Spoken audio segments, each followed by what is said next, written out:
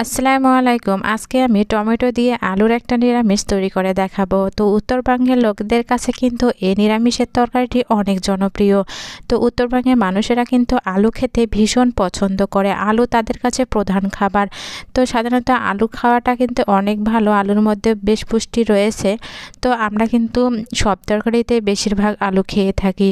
তো অনেক সময় দেখা যায় ফ্রিজে মাছ মাংস কিছুই থাকে না, তখন যদি এভাবে রান্না করা যায় খেতে কিন্তু দারুণ লাগে। তো চলুন তাহলে রেসিপিটার মূল পর্বে চলে যাই।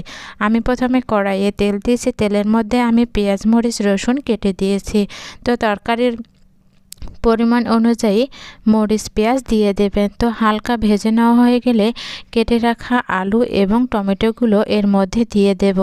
কিছুক্ষণ পেঁয়াজ মরিচের সাথে এগুলোকেও নেড়েচেড়ে ভেজে নেব।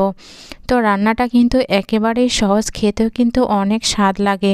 তো যারা আলু পছন্দ করেন না তারা এভাবে রান্না করে খেয়ে দেখবেন, অনেক ভালো লাগবে। তো আলুটা যখন একটু হালকা নেড়েচেড়ে ভেজে নিয়েছি, ঠিক তখনই আমি এখানে স্বাদ মতো লবণ, হলুদের গুঁড়া, ভাজা জিরার গুঁড়া, ধনিয়ার গুঁড়া এবং খুবই সামান্য পরিমাণে আমি এখানে গুঁড়া মশলা দিয়ে দেব।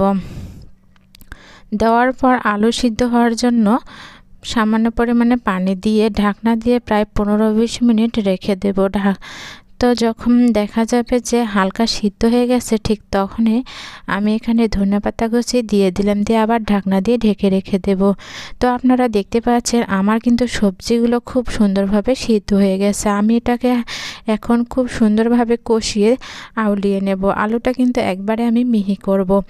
তো এরপরে আমি দেখতে পাচ্ছেন আমার আলু কষানো হয়ে গেছে। এখন আর একটু পানি দিয়ে দেব। তো পানিটা দিয়ে দেওয়ার পর এখানে উপর দিক থেকে আবারও কিছু ভাজা জিরার গুঁড়া দিয়ে দেব, কেননা এই ভাজা জিরার গুঁড়াটা রান্নার শেষে দিলে রান্নার স্বাদটা দ্বিগুণ হারে বেড়ে যায়।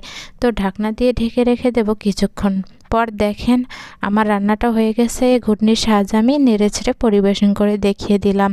তো কেমন লাগলো আমার আজকের রেসিপি? ভালো হয়ে লাগতে অবশ্যই আপনারা লাইক কমেন্ট শেয়ার করবেন এবং সাবস্ক্রাইব করবেন, ফলো দিয়ে পাশে থাকবেন।